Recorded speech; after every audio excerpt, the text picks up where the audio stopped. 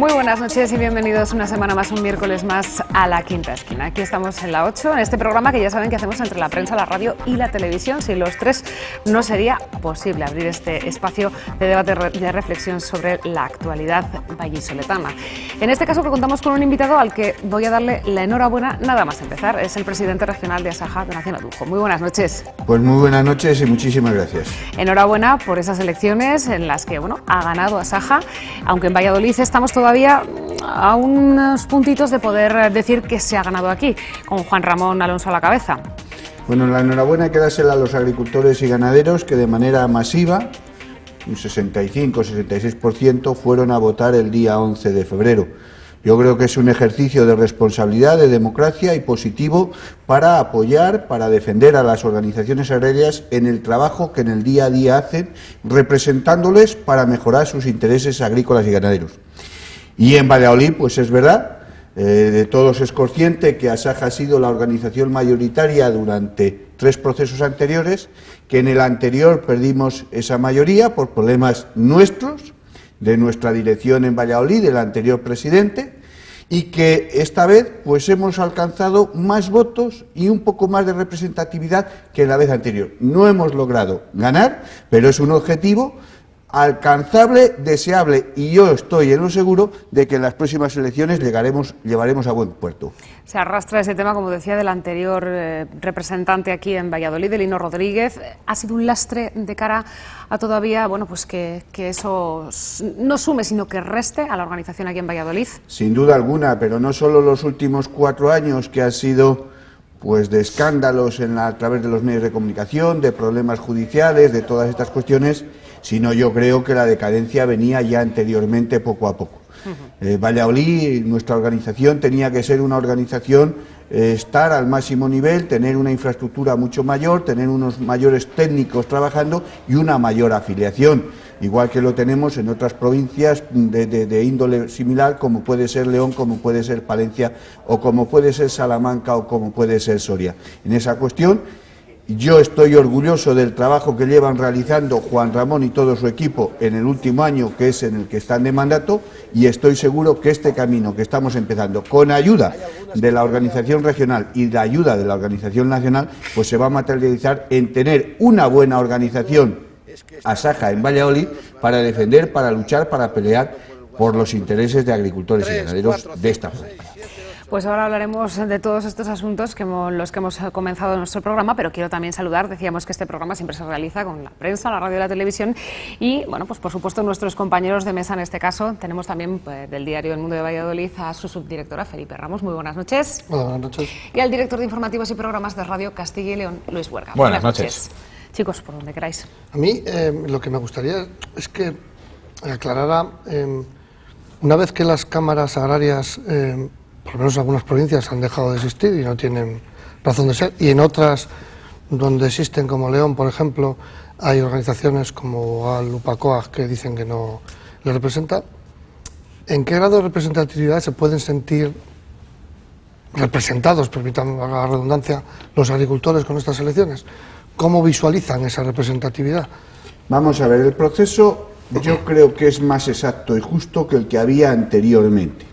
Anteriormente había una ley de cámaras agrarias que lo que se hacía era votar el pleno de esa cámara agraria, los 25 miembros, y con relación a los votos obtenidos para esa cámara agraria provincial, se sacaba la representatividad de las organizaciones agrarias en esa provincia y la suma de todas las provincias hacían el ámbito regional. A raíz de la aprobación de la ley agraria se modifica esa forma de votar y lo que se vota es a las organizaciones agrarias a nivel provincial y la suma de estas dan el resultado regional. A nivel provincial, allí donde exista la Cámara Agraria, lo que se hace es, según el resultado obtenido de esa organización, se hace un reparto proporcional hasta conseguir los 25 miembros del Pleno de la Cámara Agraria, si es que existe en esa provincia. El caso de Valladolid, el caso de León, que usted se ha referido, hay Cámara Agraria, y entonces lo que hay que hacer ahora, según las elecciones obtenidas con las organizaciones agrarias representativas, es decir, que han obtenido más del 20% de los votos en cada provincia, cumplimentar lo que es el pleno. Otra cosa es que dada la situación de precariedad económica que las cámaras agrarias tienen por el no presupuesto de la Junta de Castilla y León, qué funciones pueden desarrollar, qué pueden hacer. Bueno, pues eso ya depende. En unas provincias se ha extinguido, como Salamanca, como Segovia, como es Palencia. En el resto están funcionando y cada una a su manera. Dependen de los ingresos que puedan obtener del reparto de los propios pastos, hierbas y rastrojeras, de los ingresos que puedan tener si hay un poco de patrimonio o hay alguna cuestión y poco más. Entonces, el principal problema de esto es que la dotación económica que tenía la Junta de Castilla y León para las cámaras la ha suspendido, que yo creo que está mal hecho. Llegaron a tener las cámaras agrarias 2,5 millones de euros de presupuesto. De ahí a nada hay mucho camino. Todos hay que ajustarse, nos habríamos conformado con bastante menos de esos 2,5 millones, pero hombre, no nada, porque las cámaras agrarias han servido de tutela a las juntas agropecuarias locales y han servido para que muchos agricultores y ganaderos, en lo que es la ordenación de los pastos y hierbas y rastrojeras, llegasen a un entendimiento que en muchos casos, cuando no le había, esas cámaras agrarias andaban siempre con disputas, con juicios y con más cuestiones. Su función tenían, además de la ordenación, diríamos, ahora que todo está tan de moda, la ordenación del territorio y estas cuestiones en Castilla y León, pues era la ordenación del patrimonio, diríamos, de todas las juntas agropecuarias. Pero como digo, a través de las elecciones representativas a las organizaciones agrarias, ahora se elige los plenos de las cámaras agrarias allí donde exista cámara. No, pero es que ahí quería llegar, allí donde exista. Pero usted mismo ha dicho, cada una se organiza a su manera. Es que, perdóneme, pero no se convirtieron casi en un reino de taifas donde la organización mayoritaria, casi siempre Asaja, gobernaba y mandaba a su antojo y hacía... Porque usted mismo lo está diciendo. Donde no hay cámaras agrarias, ¿qué pasa? ¿No se van a poder organizar los agricultores? Se organizarán igual, digo yo, ¿no? O no se van a organizar. O allí no va a haber política de pastos, no se va a saber de quién son los pastos ni cómo se van a distribuir. No tiene ningún sentido, perdóneme, señor Dujo. Vamos a ver, vuelvo a decir que las cámaras agrarias nosotros las defendimos y las seguimos defendiendo. No tiene ningún sentido más allá de ese reino de taifas. El problema es que no tienen presupuesto y como tal, cuando no hay dinero hay que cerrar la puerta. Y eso ha sucedido en algunas provincias, en otras no. Allí donde no está la Cámara Agraria, ¿qué está sucediendo? ¿Quién está tutelando esas juntas agropecuarias locales? Pues en muchos casos las propias organizaciones agrarias. Hemos tenido que poner un servicio de asesoramiento y tutela a esas juntas agropecuarias locales. ¿Para qué? Para que cumplan, entre otras cosas, con la ley. Tienen que hacer la renovación de sus cargos en los periodos establecidos, tienen que hacer una ordenación de pastos anual, tienen que hacer una asamblea y necesitan una persona tutelada que tenga conocimientos en ese aspecto y lo pueda hacer. Las elecciones al campo son principalmente a las organizaciones agrarias. Esa es su función, eso es a lo que votan los agricultores y eso es lo que las organizaciones agrarias queremos. Queremos la representatividad de los hombres y mujeres para tener fuerza para defenderles de una manera conjunta, de una manera unida y de una manera profesional. La siguiente cuestión, como hemos dicho, es la Cámara Agraria. Con motivo del principio, a partir de hace 40 años, para ponerle voz al campo, se articuló las cámaras agrarias, pero siempre las elecciones han sido a las organizaciones profesionales agrarias. Y así tiene que seguir siendo. Espera, Luis, ahora te dejo, a ver si soy capaz de que me responda. Sin problema. Insisto, no cree que habría que eliminar las cámaras agrarias, hablar con ellas, no tiene ningún sentido. No creo que... Es que no tiene ningún sentido, señor. Pero vamos si a ver. usted mismo lo acaba de decir. Vamos a ver. No tienen presupuesto. Allí donde se eligen, como por ejemplo en León, hay una organización, la segunda mayoritaria, que no la defiende. Es que no, y ya con las juntas agropecuarias locales y con la supervisión de las organizaciones agrarias a las que se vota, se realizan lo mismo que estaban haciendo ellas. ¿De verdad no cree que tiene que eliminarse? No, señor. Para eliminar reinos de taifas. No, no son reinos de taifas. Primero, porque están gobernadas por hombres y mujeres agricultores. Por Asaja. No, señor. Están gobernadas, en concreto, de las 6 que quedan, 3 por Asaja, 3 por UCCL, creo así recordar, o sea, no por Asaja. No son reinos de taifas porque son entes que están gobernados por agricultores, hombres y mujeres profesionales, por lo tanto, ni reinos ni taifas. Segunda cuestión, no hacen ningún perjuicio y sí hacen beneficio. A donde están y tienen posibilidades, pueden ejercer el derecho y la obligación que tienen de tutelar a las juntas agropecuarias locales. Y tres, siempre que ha llovido ha escampado y necesitamos que llueva mucho. ¿Quién dice que dentro de un año que hay elecciones autonómicas hay otro gobierno de este partido, de otro, y le vuelve a dar contenido a las cámaras agrarias con presupuesto y pueden funcionar? ¿Por qué tenemos que eliminar algo mientras no sea costoso, mientras no nos perjudique y mientras, desgraciadamente, porque no pone presupuesto, no le cuesta dinero a la administración? ¿Hacen algún daño ahora? No cuestan nada. Por lo tanto, no aniquilemos algo que en unos sitios funciona, sirve y esperemos a ver qué pasa. Bueno, cambio un poco de tercio también para recuperar una de las ideas que habíamos planteado al principio, que usted ha dibujado el futuro o las perspectivas de futuro, en este caso de Asaja de Valladolid, bueno, para intentar conseguir la representación que tiene la organización en otras provincias, pero sí que es cierto que en el cambio de presidencia se detectaron muchos problemas, sobre todo a nivel económico. Se había planteado al inicio de la actual presidencia realizar una auditoría para ver el estado real de las cuentas, con muchas dudas de lo que había sucedido durante los años anteriores. Me gustaría saber cómo está Asaja Valladolid en cuanto a lo económico, si ya están esa auditoría finalizada, si ha habido una conclusión, las cuentas saneadas y, bueno, pues por lo menos unos pilares básicos para que la organización se pueda sustentar. Vamos a ver. Lo primero que tengo que decir que dentro de Castilla y León, sin duda alguna, la referencia en agricultura y en ganadería es Valladolid. Esta provincia, además del centro de la comunidad, de que tener todos los poderes o casi todos de las instituciones, pues sin duda alguna la agricultura que tiene, la zona en la que está, permite una variedad de cultivos y una variedad de agricultura que en otras zonas no se permiten. Y además la extensión y la altitud pues también permite ciertos cultivos que en el norte o en la montaña no se permiten. Dicha esa, el avance que la agricultura y la ganadería ha experimentado en Valladolid es importante. Tenemos unas buenas explotaciones de ovino, explotaciones de vacuno punteras, explotaciones en frutas, explotaciones en hortalizas. La patata es un sector importantísimo, aunque a veces no conseguimos un precio digno. La agricultura de secano y su agricultura de regadío. Y como yo creo que, si me olvido de algún sector, pues está dentro de los que hay, pero sin duda alguna el viñedo pues es la flor y nata de esta provincia. Vale. Mi organización, nuestra organización, Asaja en Valleón. Asaja en Valladolid, desgraciadamente por el mandato de manera mala de nuestro anterior presidente, Lino Rodríguez, pues no ha sabido conectar con la agricultura, no ha sabido atenderla, no ha sabido darle los servicios y no ha sabido reivindicar los problemas que ha tenido durante muchos años.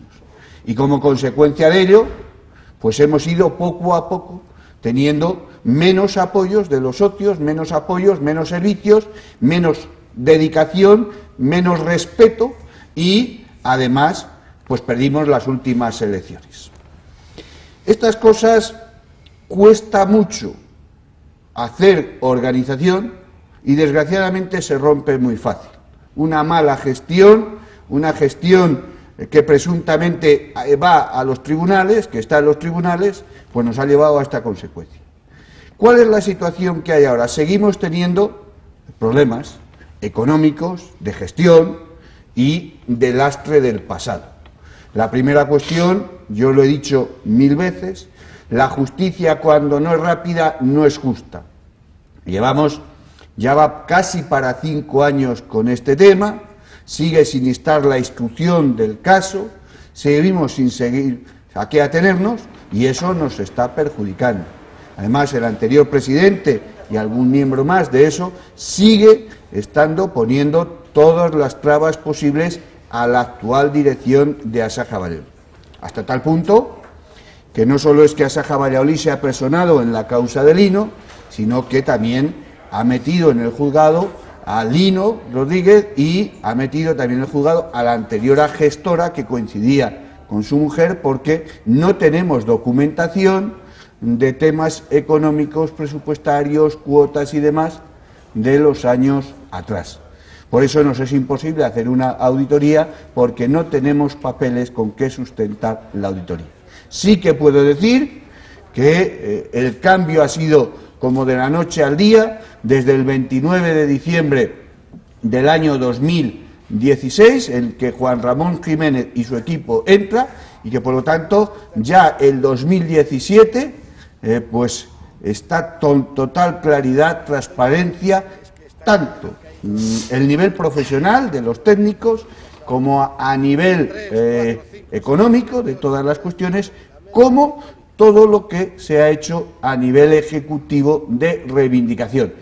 Creo que en este momento estamos en una fase de empezar una nueva etapa, una vez que en el último año ya sabemos dónde estamos, y que sin duda alguna lo que esperamos es que la justicia actúe de manera rápida, concreta, contundente, para no tener ningún lastre judicial anterior, y que se nos deje trabajar en Asaja Valladolid para poder, sin duda alguna, defender la agricultura y la ganadería de manera profesional, de manera con servicio, reivindicativa, formativa, y cada vez tener pues más socios, más servicios, y ser la organización mayoritaria en esta provincia.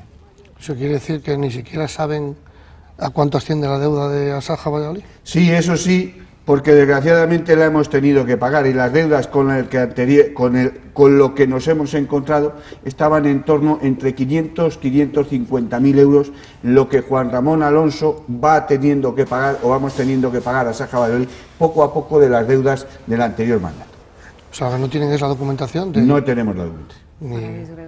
Claro, para saber, sabemos, las deudas principales son fáciles de atender. Tenemos deudas con Hacienda, teníamos deudas con la Seguridad Social, teníamos deudas con las entidades financieras, pero no sabemos cómo se ha generado toda esa deuda, si ha sido por pagos, por no pagos indebidos, facturas de qué tipo, a quién o de qué manera. Principalmente esas eran las deudas. Incluso hemos tenido que pagar por la indemnización a alguna trabajadora que en el anterior mandato se despidió y no se la pagó, y como es lógico, pues había que hacerlo. Hablaba antes de esas lluvias, que tiene que llover, hablábamos que tiene que llover. Esta semana, afortunadamente, parece que algo de agua va a caer o está cayendo, ya incluso hemos podido ver hasta nieve en Valladolid, que no es una estampa demasiado habitual. ¿Cómo están los agricultores? Aparte de mirando al cielo, ¿y qué planteamientos están haciendo si este año se presentase como el año pasado? Aquí habría que hablar desde si se va a poder regar o no, que la Confederación también va a tener que posicionarse, de esos seguros agrarios que muchos agricultores también han optado por ellos, viendo el panorama y la situación que el desastre del año pasado dejó. Se abre aquí varios temas. Se abre un melón. Se abre un melón. Y ya empezamos a hablar de agricultura y ganadería, que es lo que me gusta a mí, porque hasta ahora todo política y todo cosas feas del pasado de cuestiones. Vamos a ver.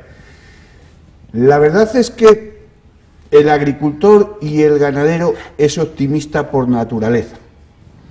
Tenemos los pies en el suelo, hacemos nuestras labores y las hacemos bien, y miramos al cielo. Y hasta ahora eso más o menos ha dado resultado. Ha habido años buenos, regulares y malos. Pero ahora tenemos incertidumbre, porque eso del cambio climático es que nos parece que es verdad, es que las cosas han cambiado, es que en esta Castilla, León nuestra, llueve cada vez menos y nieva cada vez menos, y llevamos, pues en buena parte de Valladolid, es una de las provincias más afectadas porque es tierra de campos, pues desde mayo del 2016 sin llover en condiciones, sin que nuestros ríos corran, sin que las regueras, arroyos y demás viertan agua, sin que las fuentes, sin que los acuíferos, sin que los pozos tengan alegría de agua. Y nos preocupa porque si hay un cambio en el clima, pues es que nos tenemos que adaptar la agricultura y la ganadería a ese cambio, porque nosotros no podemos cambiar el clima, no tenemos esa varita mágica. Seguimos en situación de sequía. Eso, pues claro, desde la ciudad, cuando ves un día como hoy, que ha nevado 8 o 10 centímetros y que está lloviendo, esto se acabó. Pues no. La situación se cuenta en un año hidrológico lo que ha llovido y sigue lloviendo muy poco. Nuestros pantanos están casi vacíos, están muy por debajo de la media que tenía que estar en los últimos años y muy por debajo del año pasado. Principalmente en lo que es la cuenca del Carrión, la cuenca del Pisuerga, alguna zona de Soria también está en peligro. A este respecto, la Confederación Hidrográfica del Duero tiene que informar a los regantes todas las semanas y de manera exacta, porque lo que no se puede es que un agricultor siembre cultivos que necesitan mucha agua y por lo tanto tienen muchos gastos y luego no tengan capacidad de riego. Hay que advertir a los agricultores del agua con el que van a contar para que ellos decidan si se siembra un maíz, una remolacha, unas patatas que necesitan 6.000 metros cúbicos por hectárea, o se siembra un girasol que necesita 2.000, o se deja de barbecho. Si no hay agua, pues a lo mejor hay una parte, o sembramos toda la explotación de regadío, o sembramos la mitad y con el agua de toda solo regamos la mitad. Eso se tiene que saber bien para no haber pérdidas económicas en un año que no va a haber el agua necesario para poder regar. A nivel de secanos, pues la primavera lo hace. Marzo, abril y mayo son las llaves del año. Antes decíamos que era mayo, pero ahora abril es importantísimo porque el tiempo se está adelantando. Y si en abril se seca nuestro campo, por mucho que llueva en mayo, ya no hay posibilidades de que esto mejore. Entonces, el agua de marzo, el agua de abril y el agua de mayo van a ser necesarios para que nuestros secanos y para que nuestros pastos, para nuestros ganaderos, puedan tener pues el deseado crecimiento para un aprovechamiento bien en la agricultura, bien en la ganadería. Y luego, no olvidemos, las heladas también hacen su daño, y el año pasado fueron catastróficas, y en esta provincia y en muchas, pues se llevaron la mitad o más de la uva, se llevaron los frutales y se llevaron buena parte de los cultivos. Claro, si esas cosas suceden de manera habitual, pues tendremos que cambiar el viñedo, por poner algún ejemplo, y tendrá que brotar más tarde para que esas heladas de finales de abril, primeros de mayo, no le perjudiquen. Entonces, esto del cambio climático tiene su cosa, es una cuestión, una materia importantísima, y desde luego veremos a ver qué pasa. Esperemos que esto sea un ciclo corto, que pase de manera inmediata y volvamos a lo que tenía, que era lo que sabíamos, era con lo que nos desenvolvíamos bien y era la cuestión que siempre nos ha facilitado pues para tener, como digo, mejores cosechas año a año. Hablando de cultivos, a mí me gustaría hablar de un cultivo en concreto, que es el de la remolacha. La remolacha parece ser que con el fin de las cuotas, ahí se generó una cierta inestabilidad que se frenó, esa inestabilidad, y parecía que, bueno, que se había entrado en un momento en el que se sembraba, había producción. Castilla y León es la mayor productora de remolacha del país, pero parece ser que últimamente vuelven otra vez a correr malos vientos, digamos, por la actuación de la industria, de concreto una parte de la industria. Yo no sé si usted teme que pueda haber un riesgo de que los agricultores se retraigan a la hora de sembrar remolacha, o cree que no. No sé qué. Hablando se entiende la gente. A veces ni eso. Sí, hombre, sí. Entre gente. A veces ni eso. Que entre gente coherente, educada y que miren por el mismo. Se lo digo camino, que voy a las Cortes mucho. Yo digo. Se tiene que entender la gente. Las Cortes, usted sabrá qué clase de gente hay ahí. Pero, usted también la conoce. Pero en lo que es lo nuestro, que es la agricultura y que es lo que eso, yo le digo que hablando se entiende la gente. Mira, si algo ha tenido de bueno la remolacha, después de todos los vaivenes que ha habido de precios, de cuotas, todas las barbaridades que ha hecho la Unión Europea con este sector, y especialmente en España, y especialmente en Valladolid, que era una provincia productora por demasía de remolacha, pues si no ha desaparecido el cultivo ha sido porque hemos hablado, porque había una interprofesional y porque ha habido acuerdo, marco interprofesional, el AMI. Y se establecieron que con cuotas o sin cuotas teníamos que llegar al 2020 con un marco presupuestario, tanto como la reforma de la PAC, que tuviesen claro la industria y los agricultores cómo se iba a sembrar la remolacha, qué precios iba a tener, qué variedades, qué calidades, cuándo se iba a arrancar, cuánto valía el transporte, cuánto valía la semilla, qué se podía utilizar, dar margen a INCRA, que es esa sociedad que vigila por la remolacha, por el cultivo que tanto bien ha hecho a este sector, y ha funcionado. Y daba seguridad, entre 40 y 42 euros tonelada por remolacha, vale hasta el 2020. No es lo que tenía que valer, no son los ingresos que teníamos que tener, pero es el único cultivo que da rentabilidad y sabemos cuando se siembra el precio y cuánto vamos a cobrar. Claro, luego, lo que no hemos sacado por rentabilidad, lo hemos sacado por producción, porque afortunadamente, entre todos, hemos hecho que la remolacha, pues en 20 años, por poner un ejemplo, haya pasado de tener 50 toneladas de media a tener 110 toneladas de media. ¿Vale? Y además, hemos ahorrado hasta algún coste, no en global, porque todo ha subido una barbaridad, pero con los estudios, pues hemos ajustado más abonos, herbicidas y cosas. ¿Qué es lo que sucede ahora? Pues que claro, una vez de que todo está hecho, es muy fácil venir y creer que todo el monte es orégano. Y no es así. Los directivos que están ahora en Azucarera no tienen historia de lo que es este cultivo. Y se están equivocando, porque no hablan lo suficiente con las organizaciones agrarias, que somos las que defendemos a este sector y las que sabemos de la historia de este cultivo. Esa es la incertidumbre que existe ahora, que a partir del 2020, que se acaba este acuerdo marco interprofesional, hay que ponernos de acuerdo la industria y las organizaciones agrarias. ¿En qué condiciones y a qué precio va a pagar la industria la remolacha, el transporte, las variedades, las semillas, cuándo se siembra, cuándo se saca, en qué condiciones, con todo, cuándo se paga?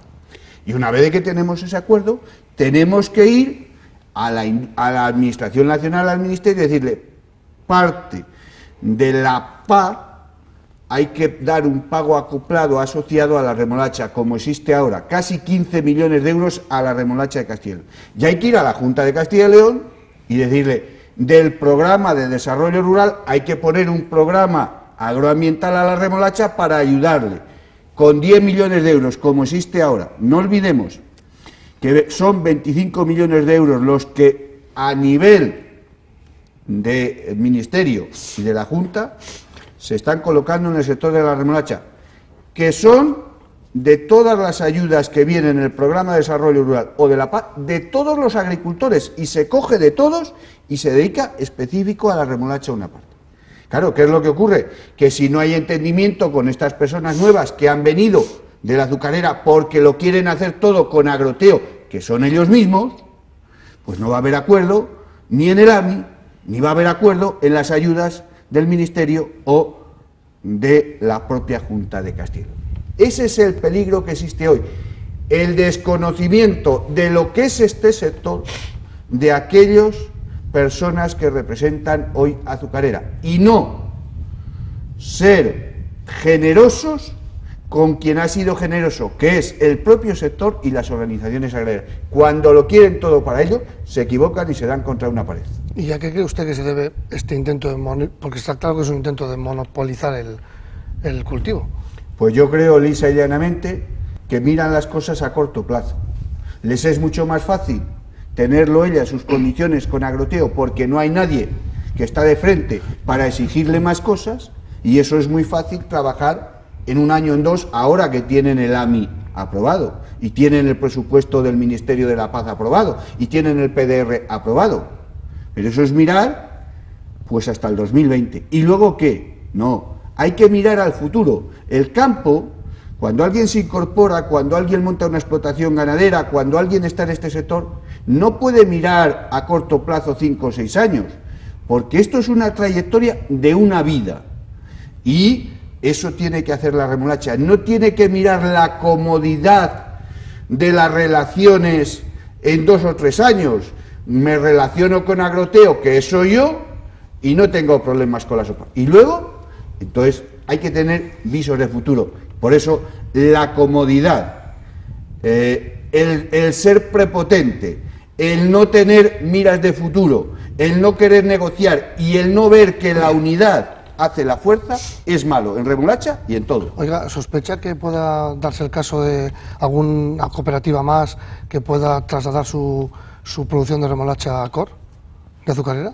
Como ya ha hecho Ucogal en León. En las relaciones o comentarios que yo tengo, pues con las distintas, en este caso con Acor, yo sé que hay muchos agricultores a nivel individual. Que digo cooperativas, digo agricultores, ¿no? Sí, sí, que están haciendo la petición de entregar remolacha en Acor.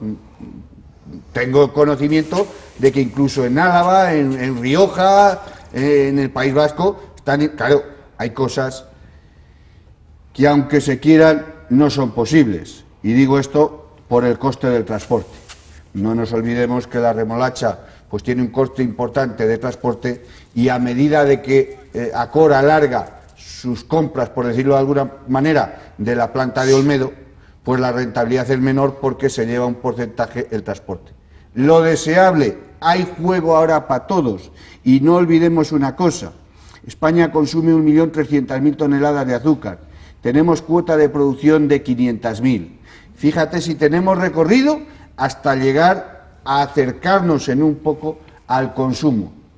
Yo lo que pido es que siembren para Acor toda la remolacha del mundo, pero para azucarera también, porque azucarera tiene visos de futuro, tiene alternativas, habla con las organizaciones agrarias, hacemos un AMI nuevo, se ponen condiciones, aglutinamos Ministerio y Junta y en esta comunidad, que es la referente en el cultivo de la remolacha, podamos crecer año a año en hectáreas, porque si ahora tenemos 26.000 hectáreas, el objetivo tendría que ser a corto plazo pasar de las 30 a 35.000 hectáreas para, sin duda alguna, poder complacer el consumo de azúcar de los ciudadanos con producción propia.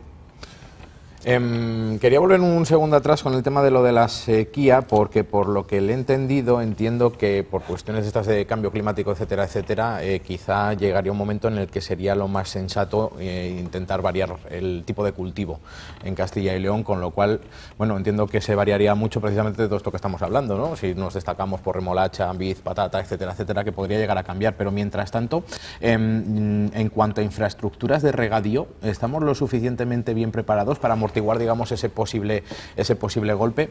Y luego también se lo pregunto por otra circunstancia, porque también, sobre todo el año pasado, en los momentos más críticos de sequía, estábamos empezando a hablar de un concepto que era el de guerra del agua, que me parece también que es un poco, bueno, pues una señal también de alarma o de al extremo que se puede llegar con una cuestión de la sequía.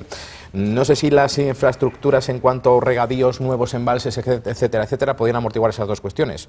El efecto que puede hacer el clima sobre los cultivos y que entre provincias, dentro de una misma comunidad, no estemos, digamos, a palos por el agua. De todas las maneras, la primera situación que tenemos es, si no llueve o nieva, fastidiados vamos todos. Pero dicho eso, en Castilla y León hay 550.000 hectáreas de regadío, de las cuales aproximadamente 170.000 son de pozos subterráneos, perforaciones, buena parte en Valladolid. Claro, si no llueva o nieva, los acuíferos bajan el nivel y todos tenemos problemas. El sacar el agua es más costoso y la propia Confederación pues pone restricciones porque el acuífero va a menos. Nos quedan aproximadamente unas 380.000 hectáreas de aguas de canal, de pantano, de todas estas cuestiones. De las 380.000 hectáreas, 150.000 están sin modernizar. Esa tiene que ser la prioridad de las administraciones, de los regantes, de las comunidades regantes. Modernizar 150.000 hectáreas en Castilla y León. Modernizar eso significa el ahorro de agua, significa un mejor manejo en las explotaciones y significa una mayor producción. Porque además de modernizar esas hectáreas, allí donde se hace una concentración, que quiere decir pues una unidad de cultivo mucho más manejable, mucho mejor para trabajar con un ahorro de costes importantes. Dicho eso, modernizamos esas 150.000 hectáreas y luego lo siguiente es ver si existen posibilidades, dineros y presupuestos para hacer más capacidad de embalse, que Asaja, por supuesto, dice que sí, pero atendiendo claramente que la prioridad primera que esta organización tiene es la modernización de los regadíos. Segunda cuestión, no puede haber guerra del agua. Y no la puede haber porque la Confederación tiene que dejar muy claro cuál es el agua que cada comunidad de regantes, que cada agricultor tiene disposición en este año. Porque todos van a hacer un sacrificio de no poder regar o no poder sembrar la totalidad. Entonces no puede ser que luego unos hagan ese sacrificio y otros se salten a la torera y a cabo de un tiempo digan, ahora quiero que sobra. No, porque sobra porque alguien lo ha dejado, porque alguien no lo ha utilizado. Entonces, pero no puede ser que la Confederación ponga a reñir a agricultores de Soria con Valladolid, o Valladolid con Palencia, o Palencia con Zamora, o León con el resto. La Confederación, la Junta de Desembalse, tiene que poner las cosas claras y desde el primer día, para que no haya equívocos de la gente. Y luego, que tú me lo habías dicho, no lo he dicho, necesitamos un sistema de seguros mucho más adaptado a la actualidad. Tenemos un buen sistema, pero solo es bueno allí donde se hace el seguro. Y lo voy a explicar si es en un momento. Seguro es igual para todos, pero es un seguro que se adapta a la persona. Entonces, allí donde se ha hecho por costumbre, de manera desde atrás, la persona ha ido mejorando el seguro, porque como asegura más producción, pues va subiendo el nivel de aseguramiento. Y además el coste es menor porque no tiene siniestros. ¿Qué es lo que ocurre? Que a donde el seguro se hace, tenemos un buen seguro. Pero donde el seguro es malo y por lo tanto no se hace, sigue siendo malo. La administración dice, pues que le hagan los agricultores y le mejoren. Eso es imposible. Un agricultor no puede mejorar el seguro de la noche a la mañana, porque si fuese de un año para otro, claro que se hacía. Pero igual se pasan 20 años hasta que el seguro ha mejorado. No, hay que ser un punto y aparte. La administración tiene datos suficientes en las comarcas en las que los rendimientos que se aseguran están bajos y está caro. Entonces, eso tiene que haber un punto y aparte y mejorar ese seguro y ser un buen seguro para todos. Que no, el seguro no es para ganar dinero. El seguro es para ir haciendo una hucha para que ciertos años que vienen tan malos como el pasado, o incluso sin venir tan malos, porque esperemos que no venga ninguno tan malo como el pasado, se pueda tirar de él, porque económicamente pues las explotaciones tienen muchos gastos, necesitan una inversión, necesitan volver a sembrar al año siguiente, necesitan las explotaciones ganaderas mantener las vacas, alimentarlas, y por tanto, el seguro es una herramienta que ahora que hablamos del cambio climático, que vemos que hay esta situación que preocupa, hay que adaptarle al momento, porque muchas hectáreas no estaban aseguradas el año pasado cuando esas heladas de finales de abril y primeros de mayo. En Valladolid o en el Bierzo, pues porque no se adapta, porque no cumple el seguro, porque las condiciones que ponen son malas, porque es mucho el coste y poco el beneficio en el caso de que alguna vez haya eso. Esos son los mayores objetivos que tenemos en cuanto a cambio climático. Hablaba antes, bueno, antes de nada, acaba de decir usted, si he entendido, estudiar la posibilidad de más embalsamiento de agua. Es decir, entiendo que ustedes siguen apostando porque se hagan más embalses. Seguimos apostando porque se hagan más embalses. ¿No va siendo hora de que vuelvan ustedes ya de la época del franquismo de los embalses? ¿Dónde se hacen más embalses? Porque es muy fácil decir que se hagan más embalses, pero ¿dónde? Vamos a ver, allí donde no tenga inconvenientes, donde no perjudique, donde la pérdida que hay porque se ocupe ese embalse sea menor. No, hay una cosa pero clara. Es que eso se lo puedo decir yo también. Hay una cosa clara. ¿Dónde? Vamos a ver, Castilla y León tiene el porcentaje de regadío con respecto a secano más bajo de toda España. No llegamos al 20% cuando otras comunidades pasan del 20 y tantos. 2.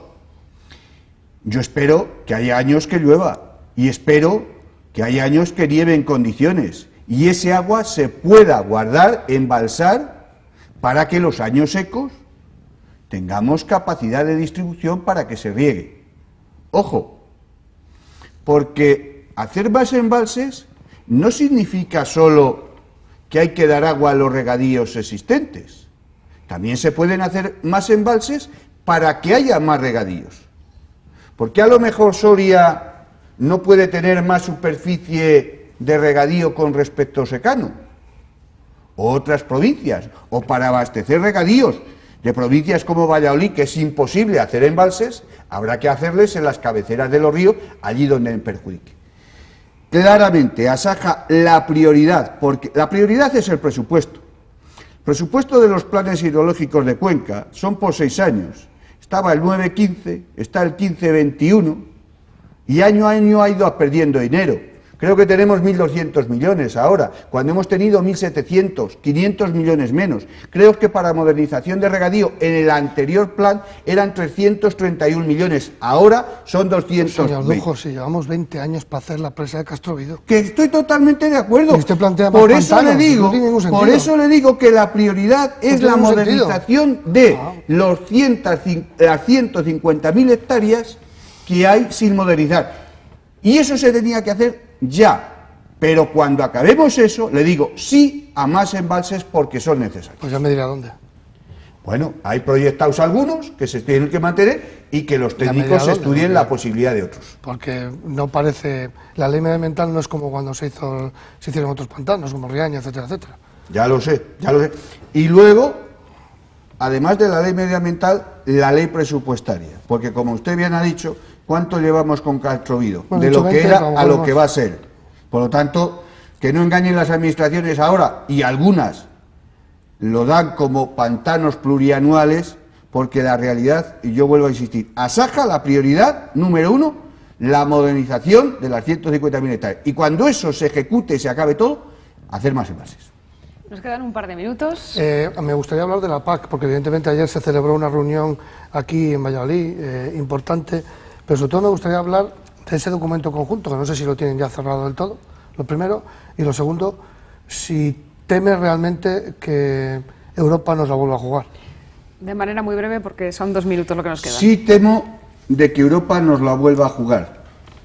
El presupuesto de la paz son 400.000 millones en cada periodo, el 37% de las aportaciones que hacen los Estados miembros. El agujero que deja el Reino Unido, o hay una aportación mayor de los Estados miembros que siguen, o si no, la paz tendrá menos presupuesto y por lo tanto cobraremos menos. Segunda cuestión, el documento de conjunto de consenso que se está ultimando en la Consejería de Agricultura, primero tengo que decir que siempre esta comunidad en la anterior etapa hubo un documento que se presentó al comisario, que es bueno que vayamos unidos todos, Consejería, partidos políticos, organizaciones agrarias, defendiendo una paz única, rentable, con presupuesto, dirigida a los agricultores y que como finalidad tenga la producción de alimentos, el mantenimiento del medio ambiente y del medio rural. Y por Asaja no va a haber ningún problema en firmar ese documento. Creo que lo que he dicho encaja a todos y si alguno tiene alguna coletilla que poner, Asaja la va a aceptar, porque lo importante es la unidad. No estamos ahora repartiendo o vendiendo la piel del oso, estamos pidiendo a Europa el presupuesto y una paz como la que tenemos. Ya llegará el momento cuando lo tengamos en España de reñir entre las comunidades autónomas y ya llegará el momento cuando lo tengamos en Castilla y León de reñir entre nosotros a ver quién se lo damos. Pero ahora lo que toca es exigir, pedir y luchar de manera unida para que venga de Europa. Pues con esto vamos a tener que terminar nuestro programa de esta semana, la quinta esquina de este miércoles, con el que terminamos además el mes de febrero. Don Nación Adujo, presidente regional de Asaja, ha sido un placer contar con usted esta noche aquí. Pues el placer es mío poder hablar con vosotros e incluso tener una contestación acalorada con los periodistas que nos acompañan. No, hombre, por favor. No sé si con un sí o con un no me podría decir si este año vamos a ver la interprofesional de la patata. No. No, me quedo con esa respuesta. ¿Que no se lo puede decir con un sí o con un no o que es no? Que es no. Que es no. Desgraciadamente, y lucharemos. Y yo creo que tendríamos que pasar de Castilla y León a nivel nacional. Pues con esa respuesta nos quedamos porque no tenemos tiempo para más. Les agradecemos a todos ustedes que nos hayan acompañado. Don Nación Adujo, como decíamos, un placer. Y por supuesto también un placer haber contado con Felipe Ramos y con Luis Huerga esta noche. Como siempre les digo, este periódico, El Mundo Diario de Valladolid, todos los días lo tienen ahí para informarse bien, y a nuestros compañeros de Radio Castilla y León en el 102.8 de FM contándoles puntualmente las noticias. Nos encontramos la semana que viene aquí, en la quinta esquina. Gracias.